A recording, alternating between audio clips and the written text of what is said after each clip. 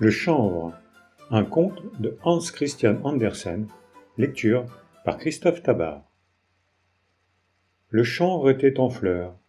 Ses fleurs sont bleues, admirablement belles, molles comme les ailes d'un moucheron et encore plus fines. Le soleil répandait ses rayons sur le chanvre et les nuages l'arrosaient, ce qui lui faisait autant de plaisir qu'une mère en fait à son enfant lorsqu'elle le lave et lui donne un baiser. L'un et l'autre n'en deviennent que plus beaux. « J'ai bien bonne mine à ce qu'on dit, murmura le chanvre. Je vais atteindre une hauteur étonnante, et je deviendrai une magnifique pièce de toile. Ah, que je suis heureux! Il n'y a personne qui soit plus heureux que moi. Je me porte à merveille, et j'ai un bel avenir. La chaleur du soleil m'égaye, et la pluie me charme en me rafraîchissant. Oui, je suis heureux, heureux, on ne peut plus. Oui, oui, oui, dirent les bâtons de la haie. Vous ne connaissez pas le monde, mais nous avons de l'expérience, nous. Et ils craquèrent lamentablement et chantèrent cric-crac, cric-crac, crac. C'est fini, c'est fini, c'est fini. Pas si tôt, répondit le chanvre. Voilà une bonne matinée. Le soleil brille, la pluie me fait du bien, je me sens croître et fleurir. Ah, je suis bien heureux. Mais un beau jour, il vint des gens qui prirent le chanvre par le toupet, l'arrachèrent avec ses racines et lui firent bien mal. D'abord on le mit dans l'eau comme pour le noyer, puis on le mit au feu comme pour le rôtir. Ô cruauté! On ne saurait être toujours heureux, pensa le chanvre. Il faut souffrir, et souffrir, c'est apprendre. Mais tout alla de pis en pis. Il fut brisé, peigné, cardé, sans y comprendre un mot. Puis on le mit à la quenouille, et rrr, il perdit tout à fait la tête. J'ai été trop heureux, pensait-il au milieu des tortures. Les biens qu'on a perdus, il faut encore s'en réjouir, s'en réjouir. Et il répétait, s'en réjouir, que déjà il était, hélas, mis au métier, et devenait une magnifique pièce de toile. Les 1000 pieds de chanvre ne faisaient qu'un morceau. Vraiment, c'est prodigieux, je ne l'aurais jamais cru. Quelle chance pour moi! Que chantaient donc les bateaux de la haie avec leur cric-crac, cric-crac-crac. C'est fini, c'est fini, c'est fini. Mais je commence à peine à vivre. C'est prodigieux. Si j'ai beaucoup souffert, me voilà maintenant plus heureux que jamais. Je suis si fort, si doux, si blanc, si long. C'est une autre condition que la condition de plante, même avec les fleurs. Personne ne vous soigne, et vous n'avez d'autre eau que celle de la pluie. Maintenant, au contraire, que d'attention. Tous les matins, les filles me retournent, et tous les soirs, on m'administre un bain avec l'arrosoir. La ménagère de monsieur le curé a même fait un discours sur moi, et a prouvé parfaitement que je suis le plus beau morceau de la paroisse. Je ne saurais être plus heureux. La toile fut portée à la maison et livrée aux ciseaux. On la coupait, on la coupait, on la piquait avec l'aiguille. Ce n'était pas très agréable. Mais en revanche, elle fit bientôt 12 morceaux de linge, 12 belles chemises. C'est à partir d'aujourd'hui seulement que je suis quelque chose. Voilà ma destinée. Je suis béni, car je suis utile dans le monde. Il faut cela pour être content soi-même. Nous sommes 12 morceaux, c'est vrai, mais nous formons un seul corps, une douzaine. Quelle incomparable félicité! Les années s'écoulèrent, c'en était fait de la toile. Il faut que toute chose ait sa fin, murmura chaque pièce. J'étais bien disposé à durer encore, mais pourquoi demander l'impossible?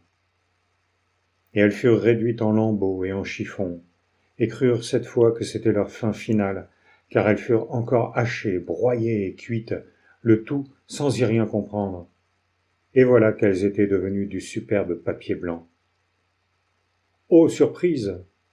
Ô surprise agréable! S'écria le papier. Je suis plus fin qu'autrefois, et l'on va me charger d'écriture. Que n'écrira-t-on pas sur moi? ma chance est sans égale. Et l'on y écrivit les plus belles histoires, qui furent lues devant de nombreux auditeurs et les rendirent plus sages. C'était un grand bienfait pour le papier que cette écriture. Voilà certes plus que je n'y ai rêvé lorsque je portais mes petites fleurs bleues dans les champs. Comment deviner que je servirai un jour à faire la joie et l'instruction des hommes? Je n'y comprends vraiment rien, et c'est pourtant la vérité. Dieu sait si j'ai jamais rien entrepris. Je me suis contenté de vivre, et voilà que de degré en degré, il m'a élevé à la plus grande gloire. Toutes les fois que je songe au refrain menaçant, c'est fini, tout prend au contraire un aspect plus beau, plus radieux. Sans doute je vais voyager, je vais parcourir le monde entier pour que tous les hommes puissent me lire.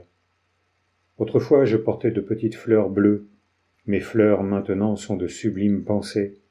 Je suis heureux, incomparablement heureux. Mais le papier n'alla pas en voyage. Il fut remis à l'imprimeur, et tout ce qu'il portait d'écrit fut imprimé pour faire un livre.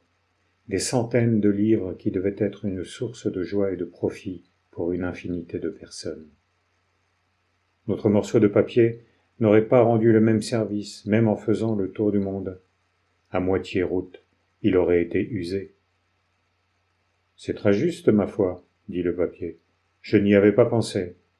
Je reste à la maison, et j'y suis honoré comme un vieux grand-père. C'est moi qui ai reçu l'écriture. Les mots ont découlé directement de la plume sur moi. Je reste à ma place, et les livres vont par le monde. Leur tâche est belle assurément, et moi je suis content, je suis heureux. Le papier fut mis dans un paquet et jeté sur une planche. Il est bon de se reposer après le travail, pensa-t-il. C'est en se recueillant de la sorte que l'on apprend à se connaître. D'aujourd'hui seulement, je sais ce que je contiens, et se connaître soi-même, voilà le véritable progrès. Que m'arrivera-t-il encore? Je vais sans nul doute avancer. On avance toujours. Quelque temps après, le papier fut mis sur la cheminée pour y être brûlé, car on ne voulait pas le vendre au charcutier ou à l'épicier pour habiller des saucissons ou du sucre. Et tous les enfants de la maison se mirent à l'entourer. Ils voulaient le voir flamber, et voir aussi, après la flamme, ces milliers d'étincelles rouges qui ont l'air de se sauver et s'éteignent si vite l'une après l'autre. Tout le paquet de papier fut jeté dans le feu. Oh, comme il brûlait! Ouf! Ce n'est plus qu'une grande flamme. Elle s'élevait, la flamme, tellement que jamais le chanvre n'avait porté si haut ses petites fleurs bleues. Elle brillait comme jamais la toile blanche n'avait brillé. Toutes les lettres, pendant un instant, devinrent toutes rouges. Tous les mots, toutes les pensées s'en allèrent en langue de feu. « Je vais monter directement jusqu'au soleil, » disait une voix dans la flamme, et on eût dit 1000 voix réunies en une seule. La flamme sortit par le haut de la cheminée, et au milieu d'elle voltigeaient de petits êtres invisibles à l'œil des hommes. Ils égalaient justement en nombre les fleurs qu'avait portées le chanvre. Plus légers que la flamme qui les avait fait naître, quand celle-ci fut dissipée, quand il ne resta plus du papier que la cendre noire, ils dansaient encore et encore sur cette cendre, et formaient en l'effleurant des étincelles rouges. Les enfants de la maison chantaient autour de la cendre inanimée. Cric, crac, cric, crac, crac.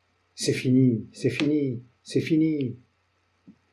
Et chacun des petits êtres disait, non, ce n'est pas fini. Voici précisément le plus beau de l'histoire. Je le sais, et je suis bien heureux. Les enfants ne purent ni entendre, ni comprendre ces paroles. Du reste, ils n'en avaient pas besoin.